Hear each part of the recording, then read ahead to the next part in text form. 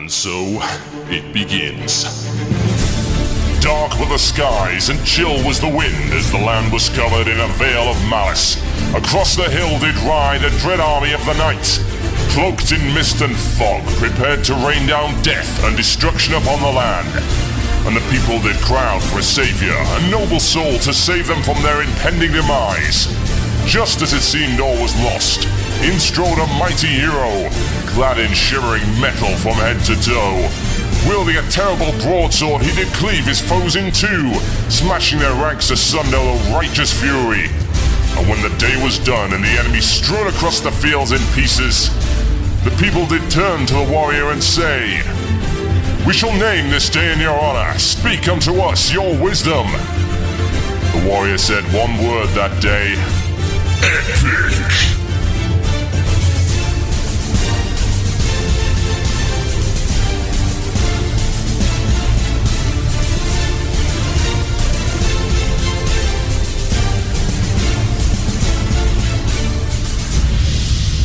One man, one murloc, one giant angry badger. This is Blue Plz. It begins now.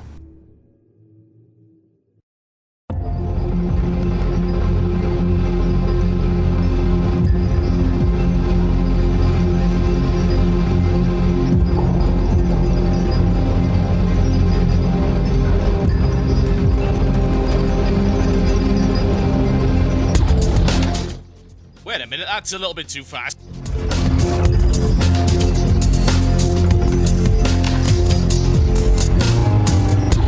This is slow, please.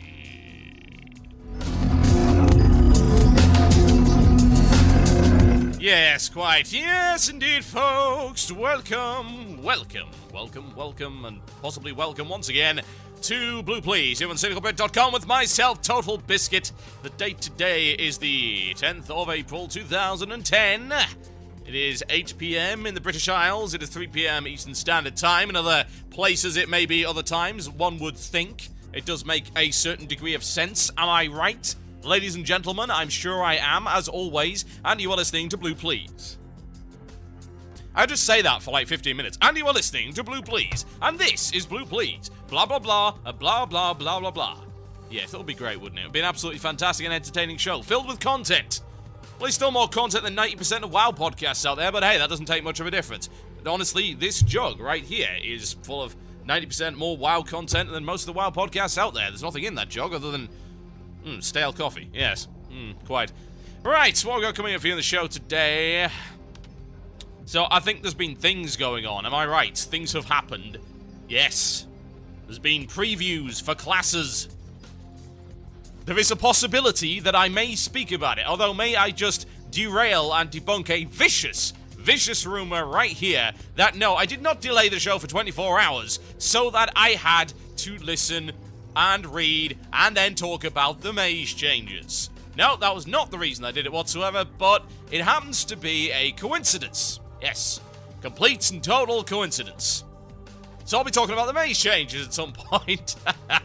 Well, okay. So, I'm going to mention the Mage changes. I'm not going to go too in-depth with them because that would alienate 90% of my audience, which is incredibly dumb. Yeah, none of you believe me. Absolutely none of you believe. Is this a face you could trust? I mean, look at it. Honest John right here. Face you could trust, honestly. So, I'll talk a little bit about that, but what I really want to talk about is the implications of the class changes in general. You may have noticed there are certain parallels amongst these changes. 10 classes, and yet there are certain similarities, certain themes running throughout the whole thing. Indeed. We'll talk about that. I'll be analysing that a little bit later on in the show, as well as the X-53 touring rocket and why you cannot have it, and why that is okay. Talk about that a little bit later on in the show. Also, a return of a feature that some people seem to like quite a little bit. Now, I'd like to say that I've got some really nice sample for it, but I don't. I'll probably make up something during the music break. Imbecile of the week, ladies and gentlemen. Terrible thread. I'm going to be talking about that a little bit later on in the show. And to cap it all off, of course, the illusion of choice. Yes, indeed, folks. Send in your topics. Last 15 minutes of the show. You know how it works. Email themurloc@cynicalbrit.com. That's themurloc@cynicalbrit.com. Drop it in there. Let me know what you have to say. Let me know what you'd like me to say. I can work on it. We'll see what happens. Should be good, should be good. Oh, yes. And also, of course, I gave you a chance last week to win a Griffin hatchling. I asked you to post many things, and you did, indeed, post a ludicrous amount of things. Tons and tons of replies in my email box and on the website. I'll be reading through those. I asked you to take a 5-man boss, turn it into a raid boss, and tell me how you do it and why it should be a raid boss. We'll be reading those throughout the show, so we're going to start each segment with a few of these. I'll pick them at random, and then we'll choose a winner towards the end. Sounds relatively fair, I feel. Yes, indeed. It has been a long, long week, and I'm sure a lot of you have suffered the same thing. It's been stressful. So it's good to get on down and have a little bit of fun with Blue Plz. If you would like to get involved in the fun, may I just say that you can head on over. Yes, indeed. Head on over to cynicalbit.com and click the chat button at the bottom of the screen. That will get you in there. And one more thing before we go on. First, show sponsorship. Yes, indeed.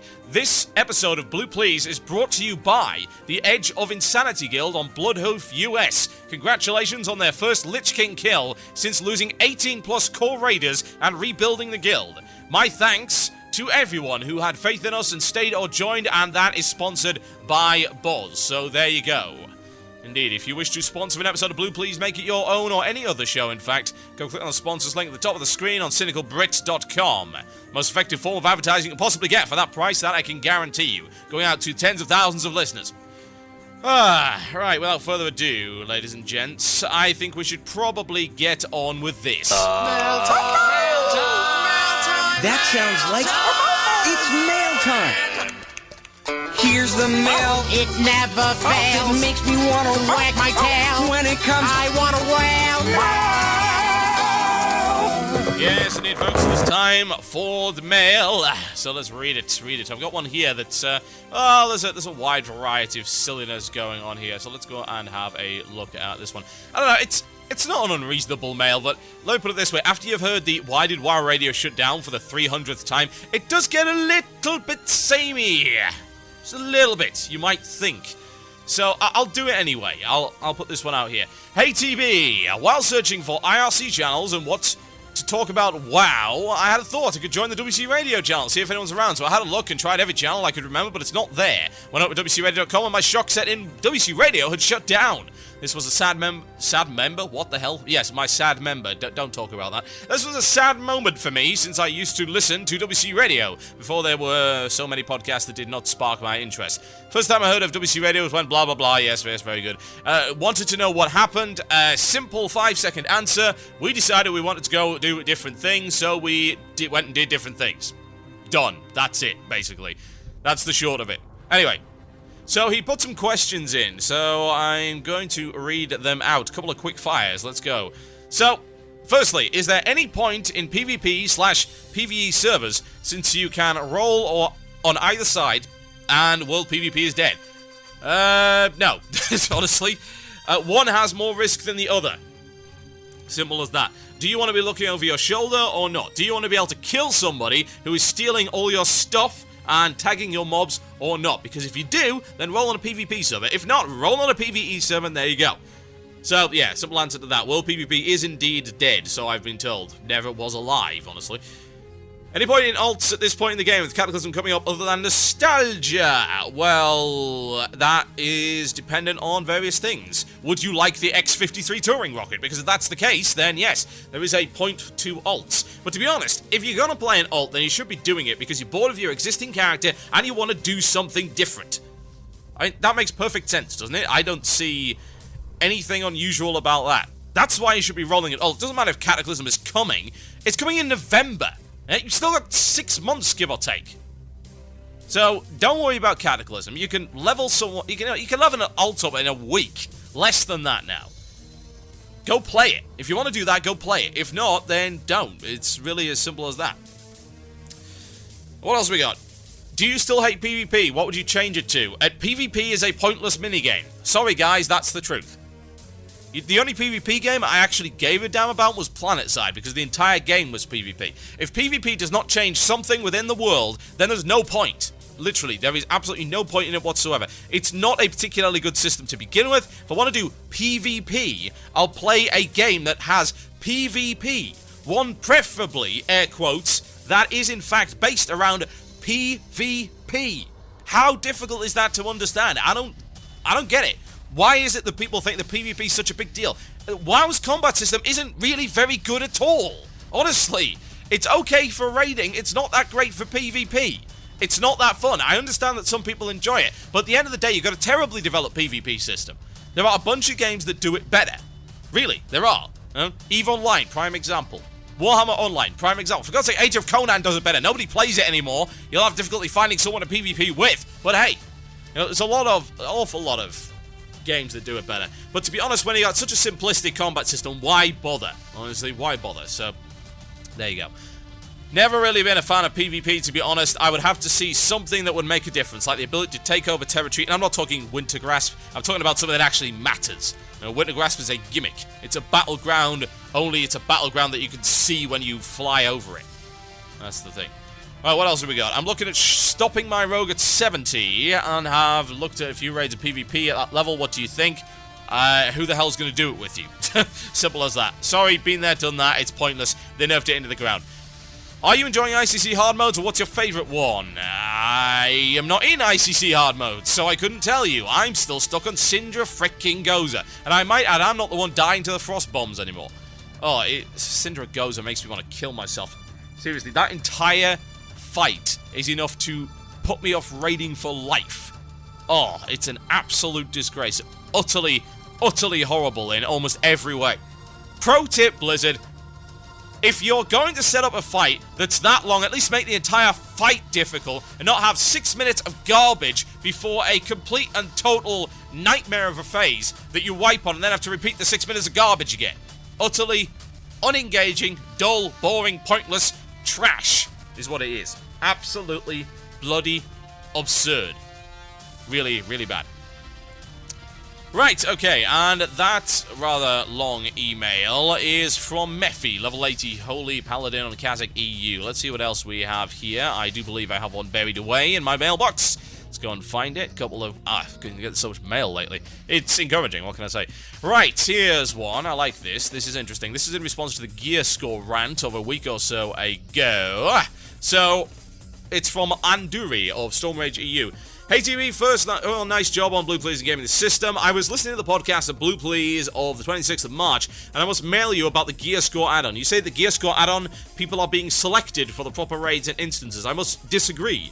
I'm a raider, and yes, I do have the add-on myself, but that is because my guild alliance requires it. Myself, I wish Blizz would ban that add-on. I'm a good geared shaman who is doing ICC 10. Not much, not often, because I'm a casual player, shock horror, but people on the server I play on are using the add-on for the stupidest things. Asking 5k gear score plus OS 25 plus VOA 25 is just ridiculous beyond belief.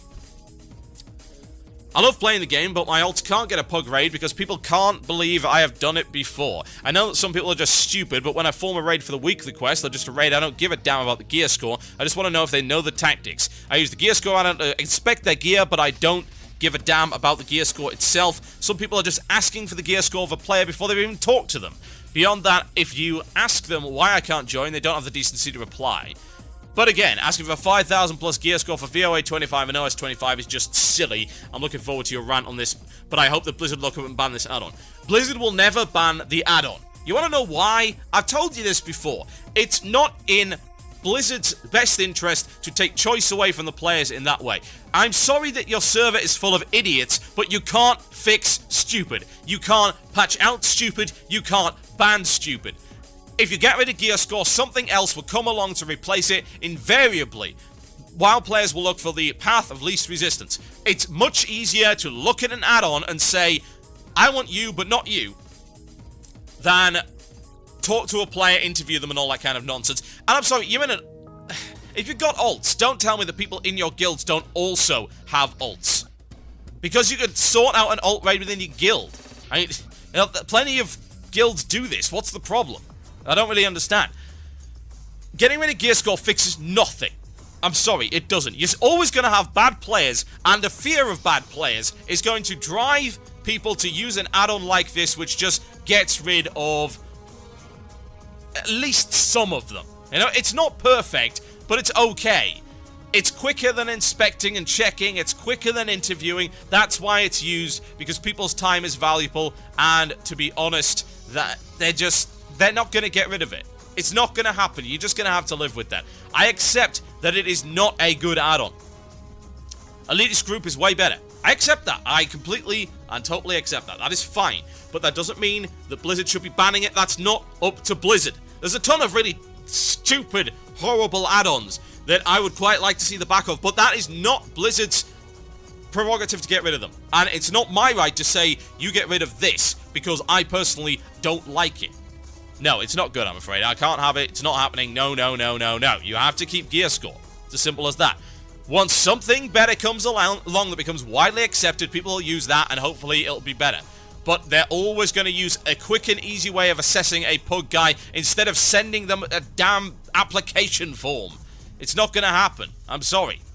It's just not going to happen. If you don't like it, don't pug it. Simple as that. My name is TotalBiscuit. You're listening to Blue Plz here on cynicalbrit.com. So, there's new Illuvite, and as I recall, I do in fact have it. So I'm going to try and play something from it. There's a lot of really good tracks on it. An awful lot.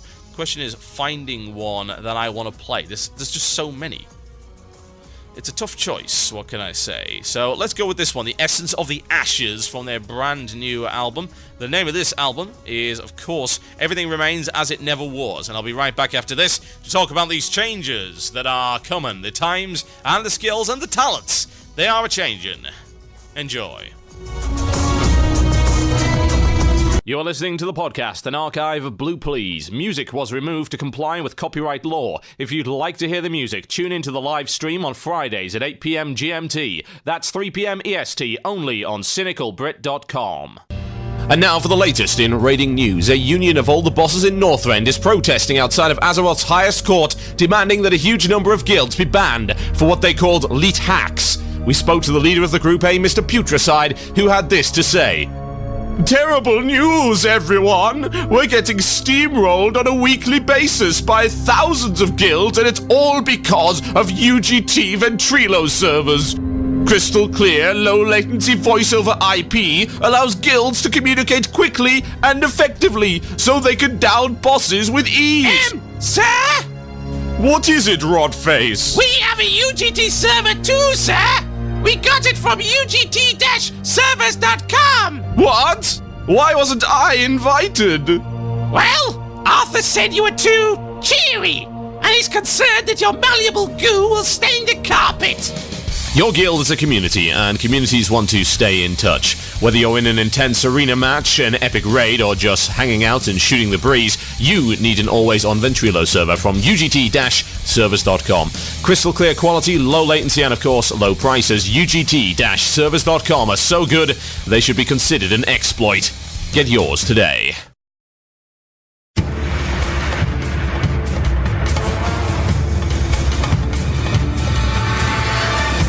Yes, indeed, folks. Listen to Blue Plz here on cynicalbrit.com with myself, TotalBiscuit.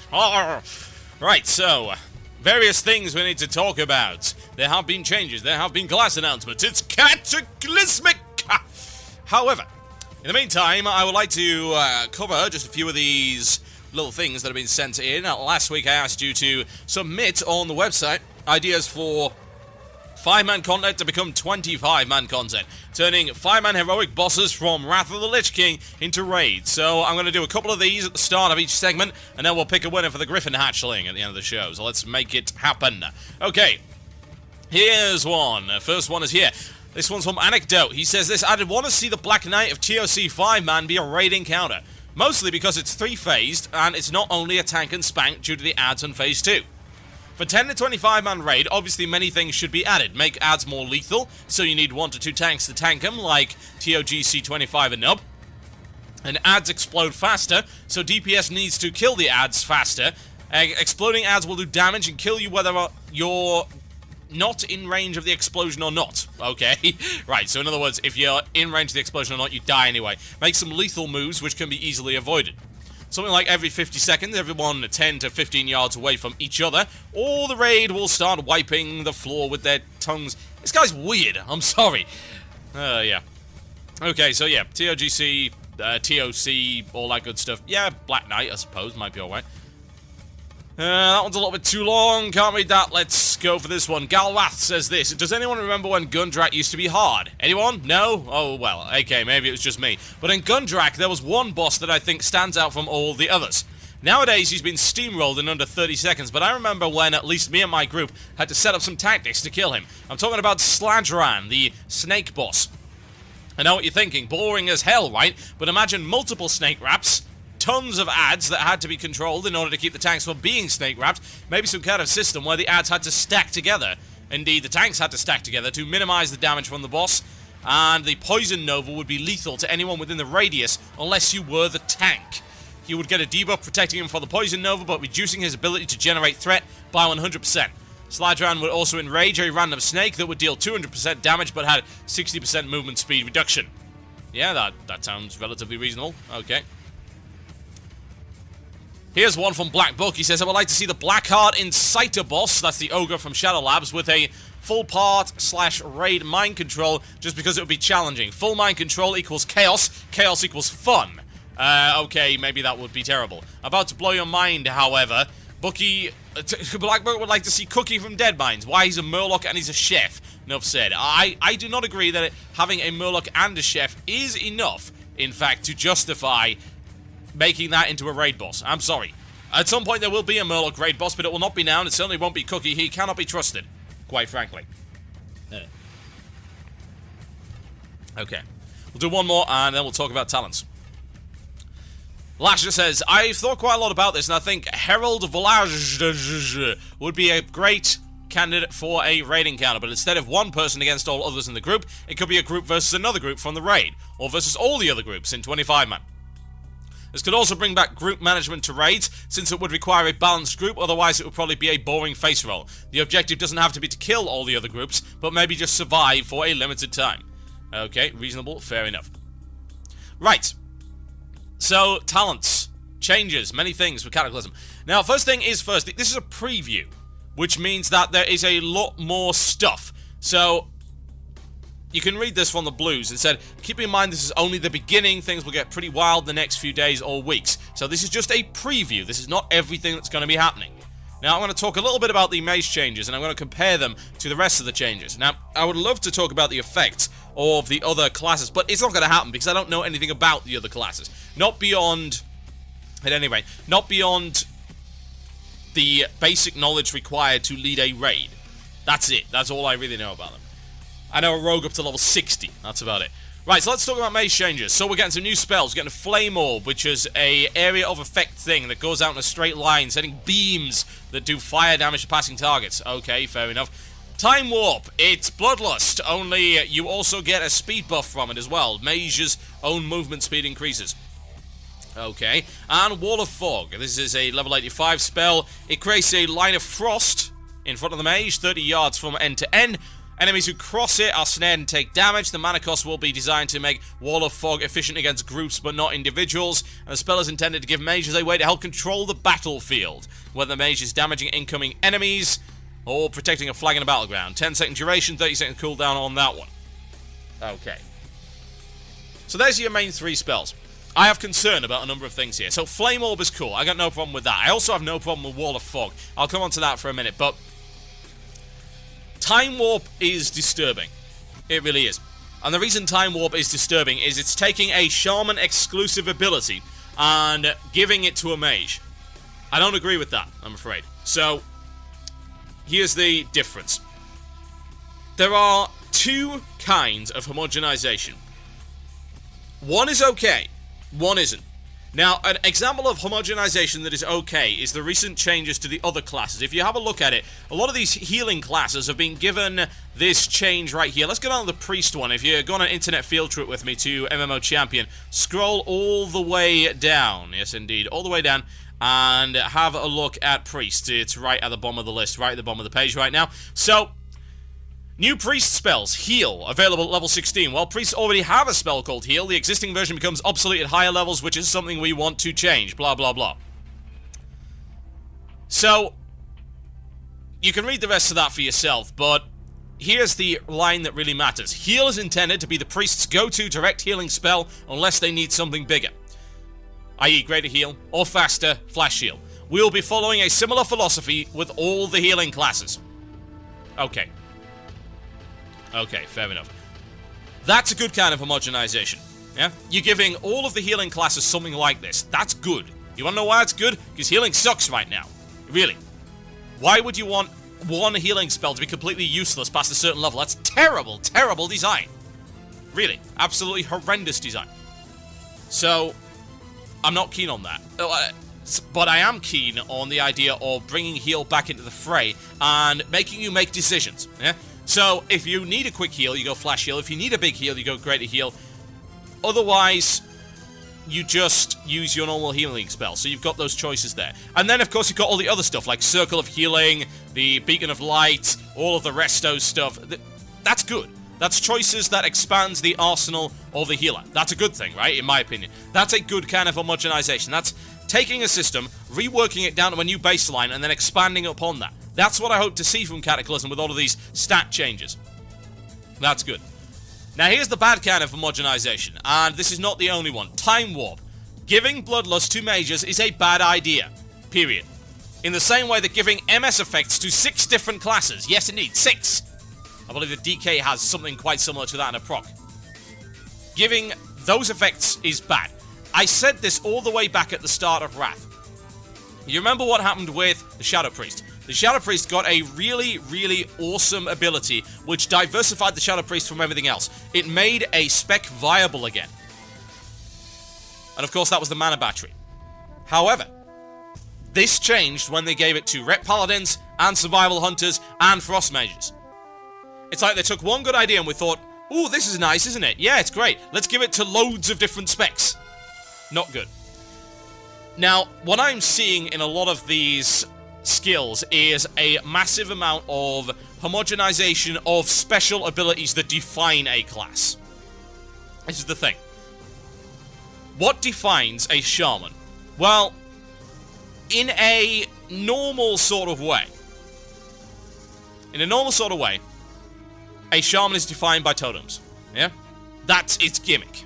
And that's not changing, so that's fine. However, in a raiding environment, it is defined by one thing, and it's Bloodlust. That's why you bring it. Totems don't matter as much as Bloodlust in a raid environment. Totems are nice, don't get me wrong. Totems are a good gimmick. However, what defines it, what makes you bring a shaman, is Bloodlust. So if you give Bloodlust to multiple classes, what's going to happen? Well, I think you can figure that out for yourself. So, here's the problem. It's bring the player, not the class, all over again. As a mage, I don't want Bloodlust. Let the shamans have it. That's their thing. That's the reason you bring them. But it's this nonsense of bring the player, not the class, that is pushing Blizzard towards this idea. Like, oh, but what about the shaman? Blah, blah, blah. Well, he's got an ability, and we'd like to give it to other people. What if they don't have a shaman? Okay, well, let's have a look at it the other way around. The way that Blizzard doesn't really seem to engage their brain on. Bring the player, not the class, is wonderful until you discover that one class is better than another. That's the problem. And that's what happens. The math is done. Prime example. Not a week ago on this show, I asked one question, and that was, why did Paragon not take mages to Lich King 25 hard? You want to know what the answer to that was? Because their DPS apparently was slightly lower than the other classes. So in other words, the utility has been taken away, and then it comes down to mathematics. And do not tell me that Blizzard is capable of balancing that. They aren't. They have proven that they are not able to do it. That means that if you've got Bloodlust on a mage, and that mage has more utility and does more damage than a shaman, then they're gonna take the shaman away. Now, people are asking whether or not these abilities stack. No, they do not. Quote, Time Warp, level 83, grants a passive haste effect. Much like Bloodlust or Heroism, to party or raid members, it also temporarily increases the mage's own movement speed. Time Warp will be exclusive with Bloodlust and Heroism, meaning you cannot benefit from both. Yes. The movement speed increase will still work even if you're under the effect of exhaustion. So, in other words, sated, basically. Same thing.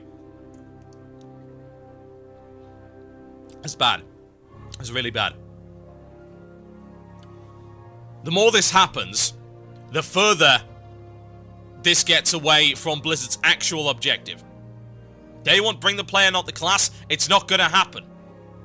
It's still bring the class. In fact, it's more bring the class than it was before. Because bring the player, not the class, is nonsense. Therein lies the problem. Think about this. In a 25-man raid, you have ample room for everybody you want, yeah? Even in a 10-man raid, you have ample room for one of each class, and indeed, that's a good setup. There's nothing wrong with it. It works absolutely fine. We've done some hard modes with it. It's good. So, that's alright. But if you go further and further along this homogenization line of things that define classes, then what you have is bring the class that's best. Not bring the player, not the class. Bring the class that does this job better than the other class. Here's the question. If you have the choice, which of these do you take? Shadow Priest, Survival Hunter, Ret Paladin, or Frost Mage? Assume that all of them have equal gear. Now I can tell you, and I couldn't tell you which one it was, because hey, Frost Mages, who cares, and I don't know about the rest of them. I can tell you, for a fact, that one of those is going to do better damage than the other three, because that is simple mathematics. And you know what any discerning raid is going to do? They're going to take the one that does the most damage and has the most utility, that can do that ability. It's as simple as that. So the more you do this, the more you force any guild that is discerning and wants to do hard content to take the class that does that ability the best. Simple as that. It's bad. It is exactly the opposite of what they want. It's a terrible idea. Anyway, there's a couple of other things I want to cover in the last 2 minutes of this segment, so I'm not going to look at the rest of the Mage stuff because, hey, you don't care, whatever. I might do an entire freaking podcast on this if you actually want me to. There's a couple of other things that I looked at that make me think that this won't be so bad. I mean, most of these changes are pretty good, don't get me wrong. They're not terrible, and I'm sure that plenty of people can analyze these changes for me. So, there's a couple of other things I want to look at. The first is, how many of these abilities grant a speed bonus? I mean, Time Warp does, as in, I'm talking movement speed here. Stampeding Roar, that's got a speed bonus. What else has got a speed bonus? There's a few other things that have a speed bonus. Now, whatever the case is, it makes me wonder. You got stuff like Life Grip, as people are calling it. It's got a Leap of Faith, is what they're calling it. It's actually nicknamed Life Grip now. So many abilities that allow you to move rapidly from one place to another. Interesting. That makes me think that bosses in Cataclysm are going to be a heck of a lot more mobile, heck of a lot more dynamic, a lot more movement-based mechanics, because they're putting in all of these things that you can do to move very quickly. It's a possibility, don't you think? Yes, it makes sense. And if you have a look at some of the other stuff, like, say, Shadow Priests are getting an ability called Mind Spike. Yeah? Nice, quick attack. It's quick new to use in situations where the priest does not have time to set up a normal rotation. Now, when would that be? Well, adds that die too fast, and when you have to move a lot. Exactly. And there are a couple of other abilities like that. I think Warlocks are getting something similar. So, that makes me think movement is going to be a big deal in Cataclysm. That is my thought on that. It's going to be highly crazy and situational. And also, all of these other abilities that are based around movement as well. You got stuff like the Wall of Fog. Things have to move through it. You got the Smoke Bomb. Things have to move into it. A lot of movement, a lot of positioning is going to be happening in Cataclysm. That is my recommendation. My name is TotalBiscuit. You are listening to Blue Plz here on cynicalbrit.com. Devin Townsend sounds good, ladies and gents. I'll be right back after this. Enjoy. You are listening to the podcast, an archive of Blue Plz. Music was removed to comply with copyright law. If you'd like to hear the music, tune into the live stream on Fridays at 8 p.m. GMT. That's 3 p.m. EST, only on cynicalbrit.com.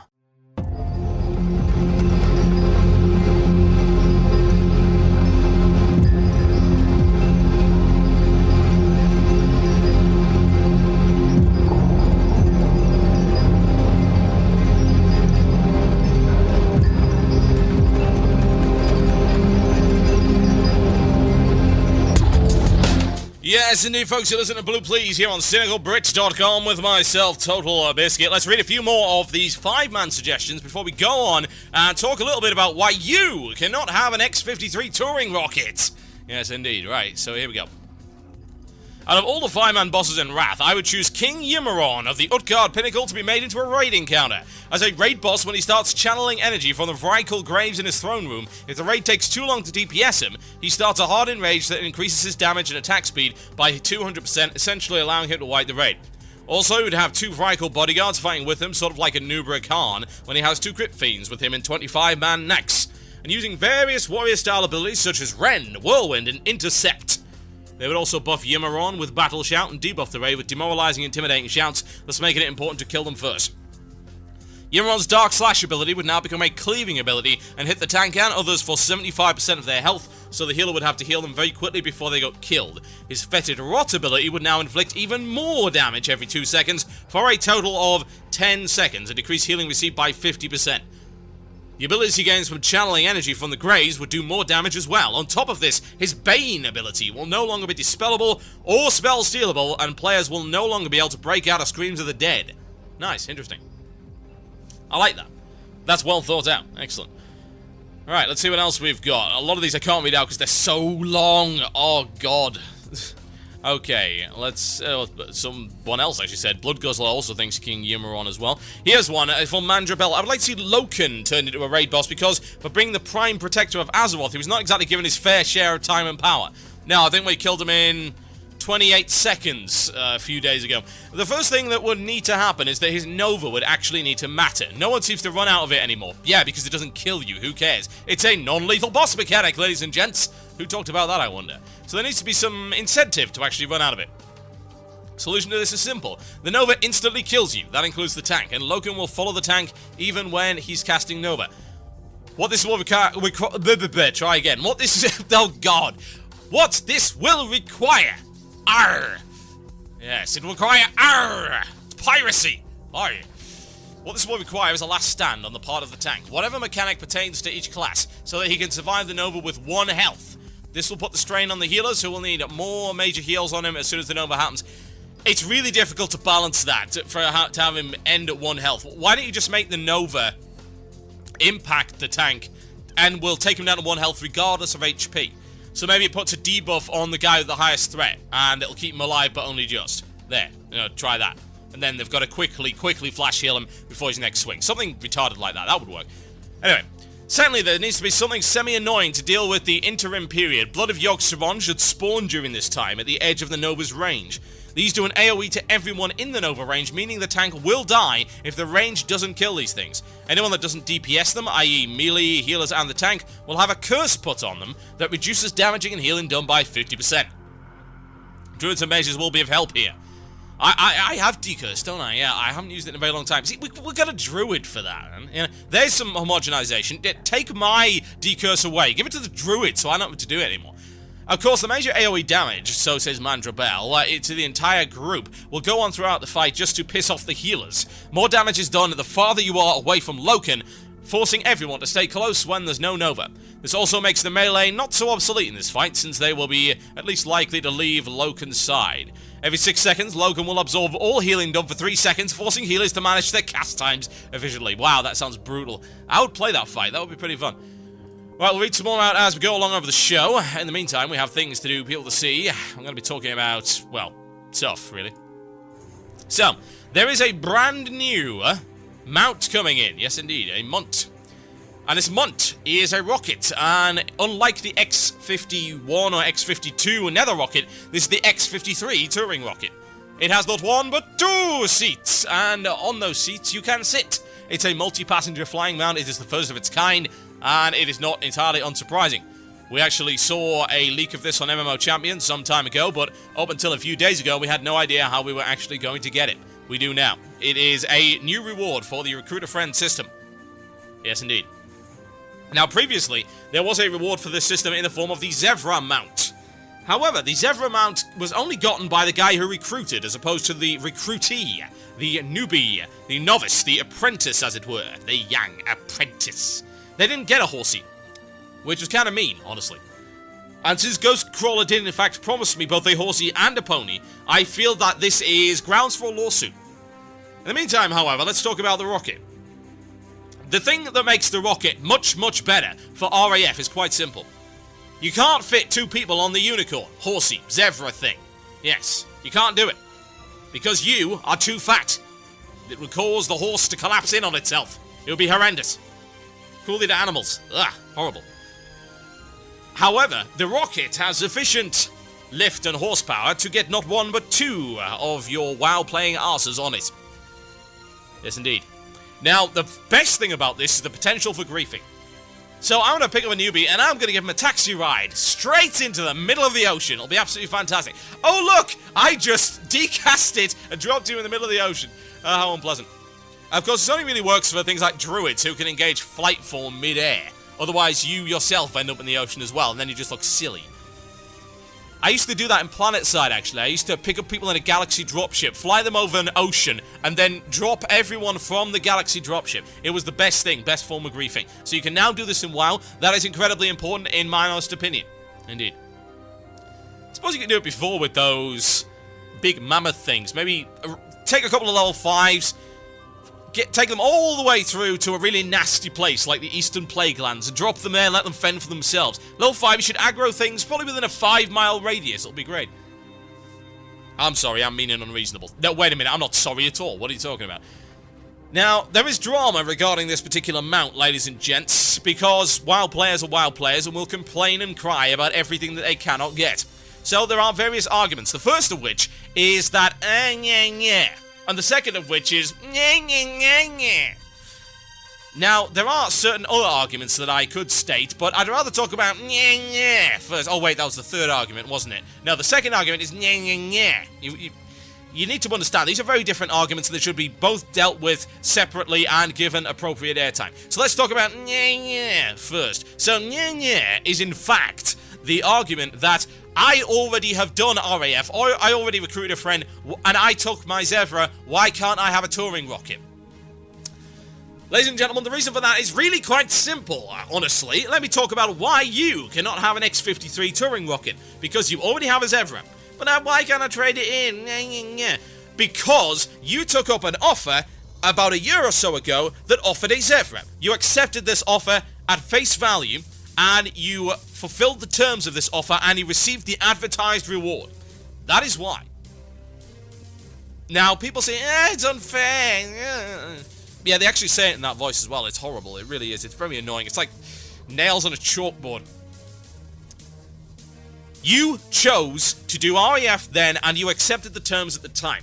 Do you not understand the concept that over time, offers will change? Are you the guys that used to annoy me when I used to work in game? When I used to whine that 4 months down the line, well, this was on sale, or no, why am I only getting $2, or indeed £2, for FIFA 2005?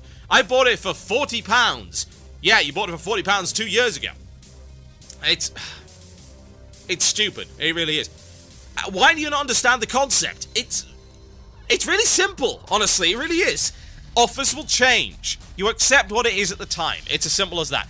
So, something cool's come along. Okay, great. That's nifty, isn't it? If you want it, you're going to have to fulfill the terms of the offer. Simple as that. It's the same kind of people that whined when the price of epic flyers and epic mounts went down. Oh, but why can't I get a refund? Because you bought it at the price at the time that was reasonable and expected and advertised, and you accepted that offer. End of story. All sales are final. Ugh. Honestly. Caveat bloody emptor. Terrible. There is so much whining and complaining about this, it is a disgrace. But pro tip, by the way, to anyone that hasn't cashed in their Zevra mount, keep a hold of this, and you'll be able to trade it in for an X-53 when they actually release these things. Now, there was other whining as well. It's like, oh, why should this be a RAF reward? It's the first ever flying mount with multiple passenger seats. Okay, guys, seriously. When was the last time that Blizzard brought a gimmick into the game and then didn't milk the hell out of it? Oh yeah, never! There will be multiple simultaneous, defensive simultaneous, devastating simultaneous defensive flying mounts with multiple seats. I can guarantee it. I guarantee it. I will put money down on it right now that there will be multiple mounts at Cataclysm that will do that. In fact, they might even get there before Cataclysm. I mean, for God's sake, you got 6 months. The mechanics there, it works, it's fine, it's cool. Now, this is designed, of course, so that you can ferry people around in Cataclysm. Makes absolute perfect sense, considering you're going to be able to fly around the old world. Yes, having a multiple-person flying mount suddenly becomes a big deal. Multiple-person mounts are pointless right now. Really, they're not very good at all. However, multiple-person flying mounts, it's a different matter entirely. It really is. It allows you to get into places that other mounts cannot reach. It'll be very good. Now, of course, I'll be claiming my nether rocket because I didn't claim my Zevra. But it's nice to see that they're bringing in an RAF reward that can actually be used by both of the people that do the RAF. Now, honestly, I think that both of them should get the mount. But I'm okay with the compromise of, here's a mount that both of you can ride around on. That's neat. That's cool. I'm okay with it. Admittedly, it's kind of weird that flying mounts are what? Usable at level 60? Right, and that's as far as RAF goes. But I suppose the idea is that since RAF does not extend to 80, you want to make it as easy as possible to go on from there. It sounds reasonable to me, honestly. Now, one of the other neat things as well is that this mount, since it's extremely cool looking and it's got great functionality, actually scales with the speed of the mounts you have available. So, if you have a 310, I believe it's 310, isn't it? If you have a really fast mount, it will scale to that. But otherwise, it will scale to the speed of the flying mount that you've got at the time. That's pretty neat. But the crying and the whining about this is absolutely absurd. I mean, really, let's go and have a look at the forums. Forum field trip, ladies and gentlemen. Forums.wirelesseurope.com. There is a thread about this. It's stickied. It's called New Recruiter Friend Mount coming soon. Let's have a look. Let's scroll down. Let's find some whining. I'm sure there will be. The first page is relatively less bad than the rest of it.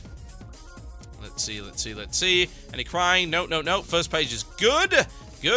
Cry free on the first page. No. There we go. Yep. Cry down at the bottom. Peace Moon. When are you going to reward your existing customers? I play with my boyfriend, and we would love a 2-seated flying mount, since autofollow rarely works when flying. And no, we are not sad enough to recruit a fictional friend just to obtain a 2-seated flying mount. Yeesh, it almost feels like a big scam watching people make new accounts just for this. How is that a big scam, you idiot? It's like, oh, if you buy another account, you're eligible for recruit a friend. It's been like this for a year! More than that, in fact. And when did they actually bring in the RAF system? I can't remember, but whatever the case, it was at least a year ago. Probably longer than that. It's a big scam? Oh, come off it. I read the whining about the RAF back at the start. It's like, oh, but why are they allowed to do this? Ladies and gents, Blizzard have an try it again. Blizzard have an ulterior motive, and that ulterior motive is to get you to buy more boxes and pay more account fees. Now, at least with this one, you're actually getting something tangible. Now, the other thing to keep in mind is that this system was designed to take a huge chunk out of RNT. Why power level when there's a service in the game that allows you to do it legitimately and gives you a bunch of cool rewards? Why power level? Well, there's no reason. Just do it yourself. Just buy a box. The box is like, what, £8? Less than that? You don't even have to pay for the month. Comes in the box. It's really easy. It's a good system. It's a good way to level. It revitalizes the leveling process. I don't believe that people will turn around and say, oh, it's a big scam. Oh, it's so bad that people are doing this. What, so bad that people are making the leveling? Yes, the leveling, which is really dull, a little bit less dull? Ugh. Dear Lord. Now, of course, there's also complaining about the fact that RAF is not available in the country in question. I get that. I mean, that sucks. Don't get me wrong. But it's not Blizzard's fault that your country has terrible laws. I'm sorry. It isn't. The complaining and the whining and the conspiracy theories about this are absurd. I read one that said, I want the real reason why this is. Don't give me any of that legal stuff.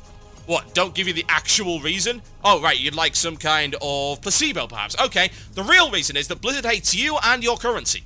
Indeed, and your entire country, everybody in it, regardless of whether or not they play WoW. They have a completely irrational hatred of your nationality. Just yours, nobody else's. Let's ignore the fact that, of course, there are other countries with other legal systems that have problems with it. Let's ignore that, because, of course, that can't be right. No, Blizzard has a grudge against me and you. Specifically you. Actually, it's not the rest of your country, it's just you. They hate you. They despise you.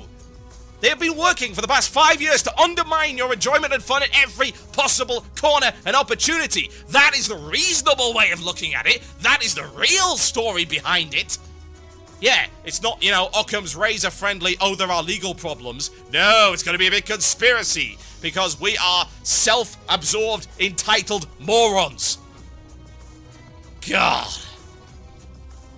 My name is TotalBiscuit, you're listening to Blue Plz. You're on cynicalbrit.com. I'll be back after this. Would you like some demons and wizards, a fiddler on the green, perhaps? Well, you're getting it anyway. I'll be back after this, so I'm going to talk about a little bit of Imbecile of the Week. Ah, yes. A little bit of whining on the subject of, why do you ask me to speed up in heroics? I wonder. Enjoy.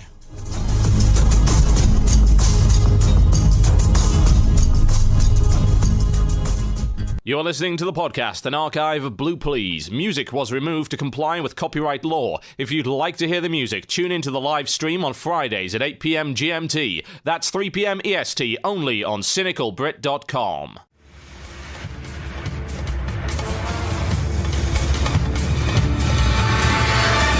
Yes, indeed, folks. Listen to Blue Plz here on cynicalbrit.com with myself, TotalBiscuit. Right, okay, so let's read a few more of these 5-man to 25-man ideas, and then we'll talk a little bit about the Imbecile of the Week. Yes, indeed. Someone who is incredibly dumb. Well, to be fair, it's not the person that really Actually, yes, it is. I'm sorry. Let's not try and be reasonable here. Let's not try and be kind and understanding. No, the guy who started this thread was an idiot. Right, anyway. Let's have a look.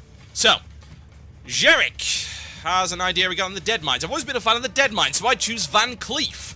The boss room would be a circular wooden deck. Remember the wooden bridge at the end of the Dead Mines? It would be that. The warship would be behind him and would slowly circle the platform.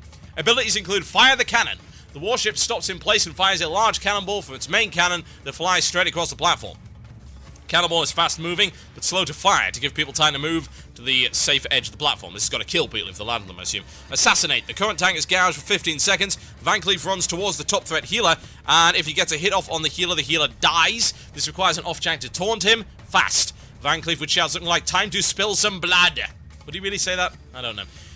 Corner him, 2 variants of which. 1, 3 of Van Cleef's guards creep up while stealthed on a high-threat healer and try to ambush him or her. They will be relatively slow to strike but must be off-tanked or the healer will die. And 2, the 3 guards rush the tank and strike him all at once, causing a large damage spike. We'll call Rock the Boat. The crew of Van Cleef's warship rock the ship, causing a wave of water. The water will alternate between each side of the platform, hitting each 2+ times. If you are hit by the wave, indeed. You are pulled with it off the platform, and then you are off the platform. You have mere seconds to get on one of 4 sets of stairs before the sharks eat you. I like this because this has sharks in it. That's awesome. I'm cool with this. This is the first boss encounter that I've seen with loads of sharks. So it's good. I like that. The sharks kill in 2 collective attacks, stealing 60% of your total health with each attack, and blast them away. If you take too bloody long, Van Cleef's crew will have armed all the cannons, which will all then be fired, killing everybody. Yeah, I'm cool with that. Really. Some good stuff. I'm happy with that. That's good. I like it. Right, so I'll do one more, and then we'll talk a little bit about the Imbecile of the Week, and I can send you on an internet field trip to have a look at this guy's thread. It's pretty terrible, let's be honest. Right, so let's have a look. What's good? What's good? What's good? What's not too long? That would be nice. Oh, shit. Some of you guys have written essays. I mean, this is all great. Go and have a look at the actual page itself at cynicalbit.com/blue-please/blue-please-season-4-episode-7. Yeah, I know, it's a little bit terrible. Just click the Blue Please archive on the show's page. You'll find it. Here's one. It's from Alavan. So, I know he's already a raid boss, but I'd like to see the Lich King encounter from the Halls of Reflection adapted into a raid encounter. Maybe use some character from Cataclysm, or a Wall of Fire. This way it's timed in a way that is tangible and not just an enrage timer. Plus, it is the only, correct me if I'm wrong, encounter that has a racing game style checkpoint. When you break down a wall, you give yourself more time. I think you're probably right there. What I would improve would be to make harder modes harder, obviously. You would have to stay coordinated even though this big guy, or Wall of Fire, is walking up to kill you. Make each of the poles do something different, like a mini-boss. Yeah, that works. I like that. That's pretty good. Excellent. Okay. Right, so let's continue on with this. By the way, if you're not in the chat room, go click the chat button at the bottom of the screen on cynicalbrit.com. That's the place to be. We sort of abandoned the IRC channel. Video chat's better. Hey, it's just more convenient. Right, okay, so Imbecile of the Week, ladies and gentlemen. Or should I say... Where's the button? Here it is. Imbecile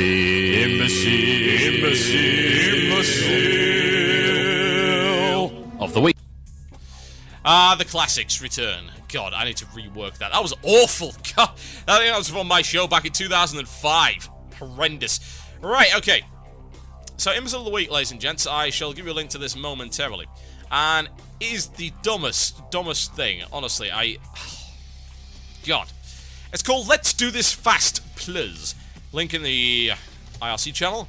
Those of you who are listening to the show on the archive, I'll put this in the show notes for you so you can have a look at it. IRC channel, Tiny Chat, all there. Yes, indeed. Okay. So, let's read this. And let's look at what's so dumb about it. Here we go. From P-Sox, from Aggressive Perfector on Anchorage. And she says this. Playing on my alt, leveling through LFD, let's do this fast, please. Go, go, go. This is like poetry. It really is. It's like some really terrible avant-garde poetry spouted from the mouth of some kind of second-year English literature. Try again. Literature. Ah, God, I'm not even going to try it. Stupid student. There you go. Right on. So, I shall present this in the form of a prose. Playing on my alt, leveling through LFD. Let's do this fast, please. Go, go, go. Exclamation mark 11. Switching over to main for my daily emblem. Go, go. FFS. Don't got all day. Meeting a fellow Horde on my alt doing quests. Sorry, don't have time to loot the mobs, so you can skin have to level fast. Raid time on my main. Okay guys, let's do this fast. Haven't got all night. Wanna do the weekly too. PvP, BG. Let's rush, need honor lol. Joining VOA Pug. Hurry up! Exclamation mark ×3. I don't mean to QQ or whine, I'm just curious. What are all these people stressing about? Wouldn't it be a lot more fun if everyone kicked back a notch and actually enjoyed the game? I mean, when I play a single-player game, I'm not rushing to complete it as fast as possible. When I read a book, I don't skip at the end and read that first. And when I watch a film, I don't fast-forward the whole thing. Maybe ship some Valum in the Catterbox. Valum. Valum! God! You're awful! Everything about you is terrible! Valum! Yeah. Anyway. Wow, he actually edited this. Right, anyway. So, this is so dumb. The worst thing is people actually agree with them. They do. They actually agree with them. I agree 100%. I keep getting these go-goers in Wrath of the Lich King Lands. We're gonna say they ruined the whole dong for everyone. What? Ruined the whole dong for everyone? What does that even mean? Yes, personally, I ruined the worthless pile of excrement. The steaming, worthless pile of excrement. Yes, we ruin it for everybody. What is this nonsense? God. For instance, there was a rogue in one of the groups who left because, and I quote, "This group is too slow for me, bye."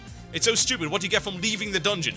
Oh, I don't know, not have your time wasted by a bunch of idiots, maybe do a couple of dailies while the dessert wears off. I don't know about you, ladies and gents, but I don't want to spend 50 minutes in freaking Utgard Keep because some guy wants to chill out, relax, kick back, take a toke, and so forth.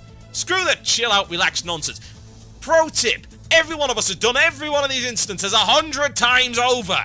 We don't want to chill out, kick back, relax, all cool, shoot some b-ball outside of the school, when a couple of scrubs that were up to no good started slowing down my group in my neighborhood. I tried to pull one fight, and the scrubs got scared, and they said, "Well, you're going too fast, please leave and go to Bel Air." I whistled for a decent group, but it never came near because everybody sucks. Oh, God. It's infuriating. It really is. I can understand a brand new 80 being surprised by this. Wanting to do all of this cool stuff. I get it, but most people aren't new 80s. Do you not understand? They're not new. They don't want to see this crap again. And they don't want to slow it down. You know what? The worst thing about this, I replied saying, "Why are you so damn disrespectful?" This is what I said. Because, right. So, here's the thing.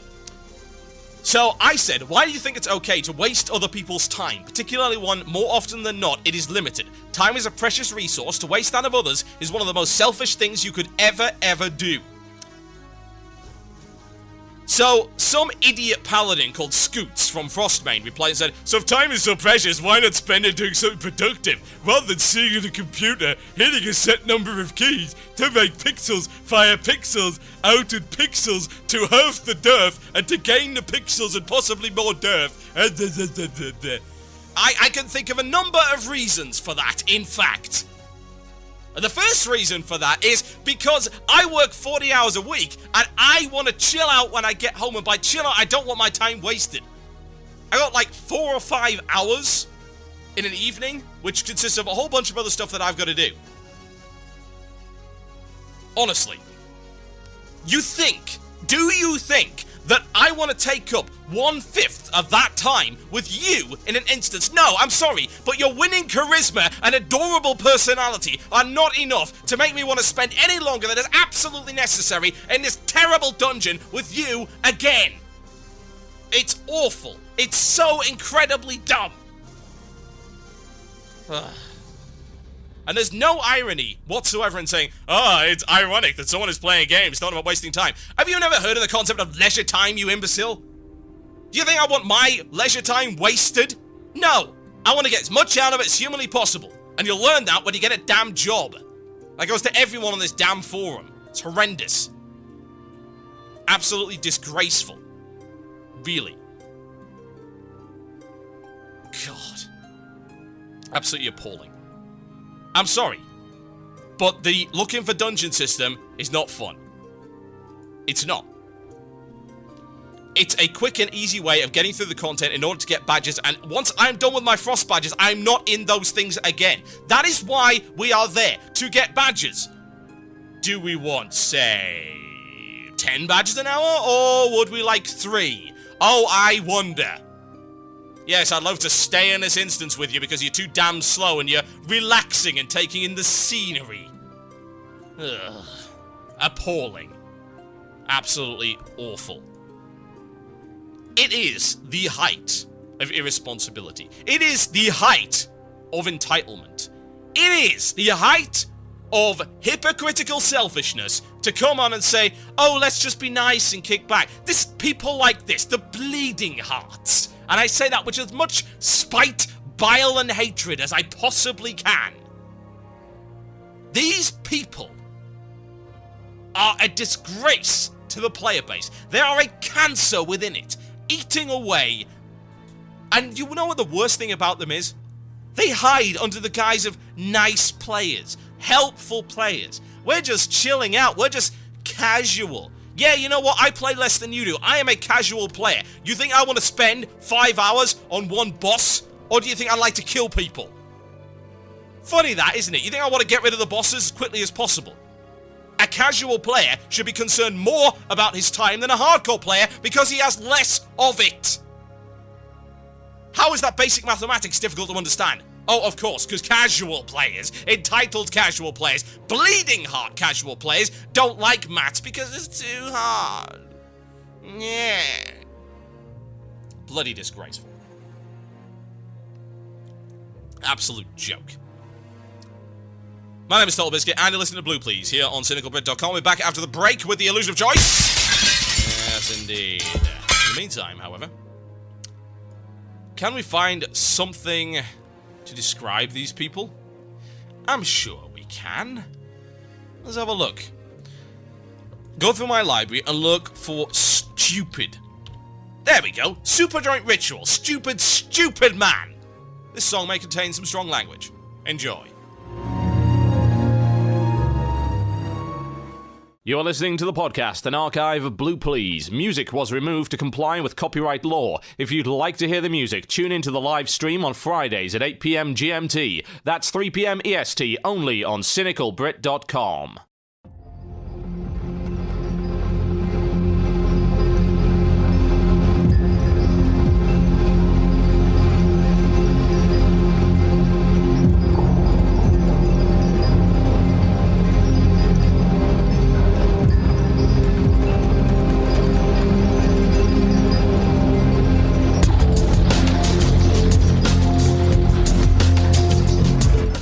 Yes, indeed, folks. Listen to Blue Plz. You're on cynicalbrit.com with myself, TotalBiscuit. Okay, so I'll do a few more of these, then I'll pick a winner at random from the hat, and then we can look for an illusion of choice, perhaps. Right, okay.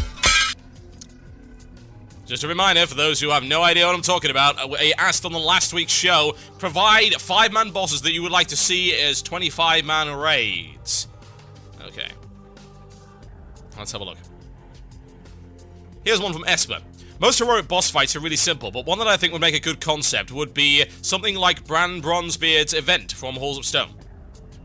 And hear the cries and gnashing of teeth already, but consider if they made it more like the Valathera encounter instead of the snooze fest that the heroic 5-man one is. We've got plenty of boss fights which are just simply kill this big thing. I enjoy the fights like Cthulhu and Yogg-Saron, where while you have a main boss target, it's not something that you have to tank. Fights where you have to work outside of the big thing needs to die mechanic stretch your raid. So yes, protect some guy for 5 minutes from waves of ads and mini-bosses. Yeah, actually. Yeah. That's good. I like that. That's actually really nice. I am a big fan of that one. Alright, that's another Herald Village, no big surprise there. Here's one I'll blast from the past. This is from Sank the Tank. He says, I was thinking maybe the Chamber of 7 from BRD. Each of the 7 dwarves have a different aura that has a negative effect on the raid and a buff for all of the others should they come active before the previous one dies. You have something like 90 seconds to kill each boss mob with something like 800k health for casters and 1.2 million for melees, and say 3 million for the last guy in 10-man. Failing to do so will make the others come active. However, if you do make the next one come up right away, you can get extra loot from the chests at the end and for every 30 seconds that you save. Okay, that's cool. Start the encounter by talking to the final mob. He asks you if you want to do how you want to do the fight, aka how many waves. Say 7 waves to do them at the time, blah blah blah, and you get extra ads, etc. That's a relatively cool fight. I think the problem with fights like that is you've got to bear in mind that racing fights that are DPS races do not scale well when you overgear them. Which happens, honestly. There's plenty of fights now that have become trivial as a result of the DPS race mechanic being beaten into the floor. And the same with like, hey, loads of damage. Oh, it doesn't matter because we've all got way more health than we should have at this stage of the game. I like to see fights that scale properly, abilities that are stat neutral, yeah? Something that is threatening regardless of how much gear you've got. Indeed, it's nice to see some abilities that are as threatening to some guy with 50k HP as they are to a guy with 25. Sometimes that works, sometimes it doesn't. But hey, there you go. Right, I'm going to pick a winner, folks, and it's a tough one, it really is. It's down to 2. I think I'm going to have to give it to the... Let's find it. I'm going to have to give it to Jarrett, ladies and gentlemen. That is a really great description of how the Van Cleef encounter could have a boat, and there are freaking sharks in it. And honestly, I'm a big fan of that, so congratulations. Email themullock@cynicalbrit.com, Jarek, and I shall give you your little griffin pet. Yes, indeed. Okay, folks, it is time for the one, the only, the indisputable illusion of choice. Fantastic. Right, let's go and have a look and see what we've got in the mailbag in terms of the illusions of choice. Here's an interesting one. I like this. Let's have a quick look at it. And it's funny enough, actually, considering we've been talking about RAF. This one's about services and cost. This is from Silvio Carcace, and he says this. Since July 10th, 2008, Activision Blizzard was formed by combining Activision, one of the world's leading independent publishers, well, you wouldn't really call it an independent publisher per se, would you? Never mind. Of interactive entertainment and Vivendi Games, Vivendi Interactive's entertainment business, which includes Blizz Entertainment, blah, blah, blah. What would you like to see Blizzard add that would make you buy it to increase their bottom line? Current additions to increase revenue would be character customization, in-game pets, etc., etc. And should these, quote, services really cost the player more? That's from Love Tank of Stonewall EU, and it provides an addendum working out a few things. This is the estimated cost of what a player has spent since launch. World of Warcraft original game was $40 to $50. November 23rd, 2004 to January 15th, 2007 is 26 months times $15, that's $390. January the 16th, 2007, which is when the Burning Crusade launched, that's another $40 to $50 paid. Well, it was more like 30 to 40 actually. February 2007 and November 2008, 21 months between the launch of Burning Crusade and the launch of Wrath. That's $315. November the 13th, 2008, buy Wrath the Lich King for $30 to $40 for A little while, anyway. And then November 2008 to April 2010, that's another 17 months times 15. $255. The total cost for WoW without any additional services whatsoever, ladies and gentlemen, up until this point is, according to this guy, and this is pretty accurate, $1,080. Yep, you spent $1,080 over the course of, well, 5 or 6 years. And Cataclysm, of course, is going to be 40 to 50 plus 6 months more of payment. Pro tip, ladies and gentlemen, for those in the UK, and indeed, you might want to check this out on the US as well. I can go to Amazon.co.uk right now and pre-order Cataclysm for £17. That's a bargain. Go do it. Go do it right now. Yes, indeed. Go check it out. £17. That's a reasonable price. Put the pre-order on. Right, so should we pay for those services, and what services would we like to see? Well, I'm okay with paying for cosmetic stuff to a point. There are certain games that base their business models around this, and that's fine if they base their business model on it from the get-go. The problem is that a lot of these games have a different payment structure. Some of them are free to play, some of them have a way lower subscription rate or something like that. Some of them, they just work differently. Whereas WoW, up until this point, all of this stuff like pets and everything have always been in-game, as in stuff that you can get. I objected strongly to the introduction of pets as buy these items. Now, Blizzard apparently took notice of some people complaining and decided, well, we can make more money, and yet we can actually create something that people will buy. And that was these, what do they call these? Plushie things, yes. You can buy a plushie Wind Rider or a plushie Griffin, and you also get the little in-game pet as well. That's fine. That's actually good. I'm in support of that, because you're getting a physical item. Yeah? It's basically like those TCG cards, only you're getting something even better, even more tangible. Which services should we pay for, which shouldn't we? Well, I don't know. It's questionable. I mean, to be honest, stuff like character transfer, the only reason that I can see behind charging for it would be for the initial setup, which is already being dealt with. So, that's fine. And then, also, as a deterrent. It sounds weird, doesn't it? But it's a deterrent. It deters people from hopping all over the damn place. Now, of course, a 3-month cooldown would do that as well. But honestly, stuff like character transfer, stuff like race transfer and everything like this, I posted on Twitter a while ago that to get a character, a faction transfer and a transfer to another server is like £40. £40! That's the price of a brand new AAA PlayStation 3 game to move your character from one server to another. I'm sorry, that's garbage. It is. It's terrible. How can you honestly expect someone to pay that? I mean, quite frankly, to some degree, it's freaking unethical. Honestly, it is. You're asking someone to pay a ton of money, a rather expensive amount of money, the cost of a brand new PlayStation 3 or 360 game. You could buy a PC game and still have enough money to get something from the 3 for 10. Or get a takeaway, whatever. To move server to play with their friends. It's garbage. It's terrible. You should not have to pay for that at all. Bring back the damn cooldowns as far as I'm concerned. Here's what you should do, right? You want to get a perfect balance for this system? Here you go. Make the transfer free.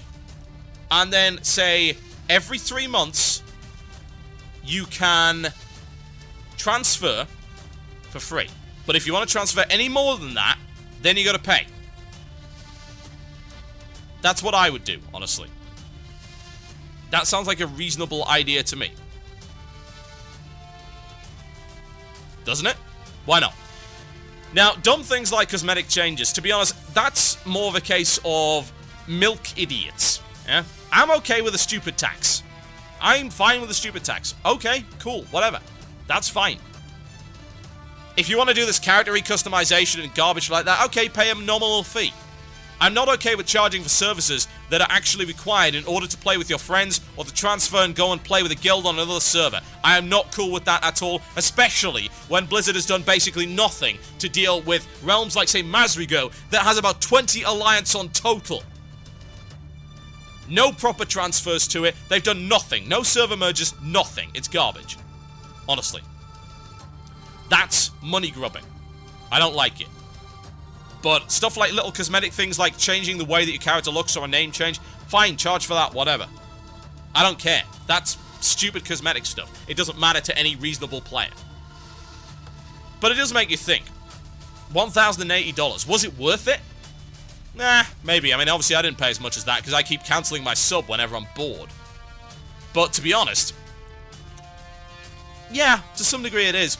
I mean, think about the money that you could have saved or indeed spent on something else. Think about the price of a DVD, the price of a movie, the price of other games. $15 a month is not an awful lot. I don't even notice that going out my bank account.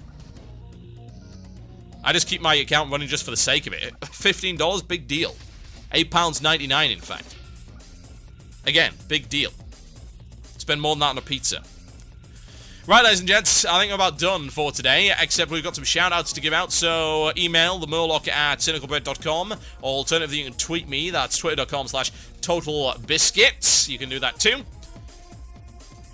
You can also send me a message over the Tiny Chat or the IRC, whichever you prefer. Last 5 minutes of the show, ladies and gents, and then I shall be going away to eat curry. Sounds like a good idea, eh? Chicken chom chom is on the cards. Yes, indeed. Delicious. Right, a couple of shout-outs first. First to Avatas, who I had the pleasure of meeting in Holland. A very nice guy. As I recall, he was the one who wearing the expensive suit. Yes, quite. I felt rather jealous. Anyway, he can have a shout-out. There you go. It's his birthday today. Congratulations. Also a few shout-outs to go out from the email box that came in earlier. A shout-out to the semi-dead Cynical Brit Bad Company 2 server. Yeah, indeed, a lot of us stopped playing. We need to start that again, ladies and gents. Yeah, indeed. I'll tell you what. Here's an idea. So, give me half an hour. Give me half an hour, then we're going to go play Bad Company 2. Anyone that's got Bad Company 2 who's listening live, come on to the vent server at the top of the hour, and we're going to play some Bad Company 2. So let's make that happen. A shout out to the Bad Company 2 server. All of the information is available on cynicalbrit.com, or alternatively, you can just look for cynicalbrit.com on the server list for Bad Company 2. Come play in about half an hour, ladies and gents. Go do it. And that shout out was from Tarim. Let's have a look at what else we've got. A shout out to the Restless Natives, my new guild on Hellfire EU Alliance. Big grats to us for down in the 7th boss in Ice Crown. Dreamwalker went down, or rather up. Special shout out to Rack from Golden Phoenix, who I know is or should be listening. Thanks for the great show. That's from Psy Trip. What else have we got? We've got a shout out to Rookthan and his Blood Queen 25-man failure. It really was a failure, let's be honest. A shout out to him for getting them down to 15% with only 22 guildies online. Not bad at all. We'll give a shout out to B-Drone just for existing, even though he didn't ask for it. There you go. And a shout out to Saracen for having a nice day off today. Well, it is Saturday. It is rather nice, isn't it? Let's see what else we've got. Shout out to all the sad players in EU because the login servers are dead. Oh, boo-hoo. Yes, I don't care. Come play Bad Company 2 with us instead. A shout out to Furian, or whatever the case, for being up at such an ungodly hour, 5 a.m., or indeed 4 a.m. to wake up for a live show. You're crazy. A shout out to the Status Quo Guild on Deathwing US. And I'd like to give a shout out to the following people in the chat right now. Raven for a fantastic hat. Boss Wally because he can't keep things in his room out of his mouth. Cradelius, who is preparing for nuclear war. Tone Slice, who I can only see the top of the head of, which means something lurks beneath. Cordain, who is looking kind of rather disinterested, honestly. Avatar, who just cannot stop wiggling his arms around. B-Drone, who is here to reap your soul. Hope and Despair, who is, well, looking rather despairing, honestly. And who the hell is that? Rukan. Yes, he has a headset. He looks relatively normal. In fact, the only normal person in the chat room at this point in time. Yeah. Get out. We need some more abnormal people in here. Breaking it. You're breaking it! Let's see what else we've got in the IRC. Plenty more shout-outs to come. A shout-out to Elwin in International Chaos on Bal Nazar EU. Keep it rocking. That's from Dogazaro. Shout-out to Raven in the hat chat for wearing the most amazing hat in the chat. Look, I'm rhyming. That's from Aza. Don't give up your day job. A shout-out to Garrett Wheeler for not having... I'm not going to say that at all, you idiot. A shout-out to Have Done Firefighter. Okay, that's from Nymph. There you go. You've done the Firefighter. You probably overgeared it, so it doesn't really matter, does it? Alright, one more. Let's have a look at the Twitter. Is there one there? Let's do one more. I'll give a shout out to Mini F, because Mini F just seems to be annoyed for no reason. There we go. Right, I'm done, ladies and gents. Thank you ever so much for listening to Blue Plz here on cynicalbrit.com. Go check out the rest of the shows and all that good stuff. If you wish to sponsor an episode and get your product or website advertised, or even guild, you can do that. Click the sponsors button at the top of the screen. Of course, the website is run by your sponsorship and our sponsors, ugtservers.com. Help us pay for stuff. We've also got a couple of t-shirts available, and we've got a lot more coming. Just check them out on the website and just scroll down to the bottom there. And of course, the Edge of Insanity Guild sponsored this episode of Blue Plz, so they own it. And in the whole and part. I'm out of here, folks. Thank you ever so much for listening, and good night. So, sharks, apparently. Sharks, you say? Fast as a shark. Good night. You have been listening to the podcast and archive of Blue Plz, WoW's #1 shock jock show, only on cynicalbrit.com. We'd love to hear from you, so feel free to leave a comment on the Cynical Brit website or write a review of the show on iTunes. Thank you for listening, and I'll see you next time.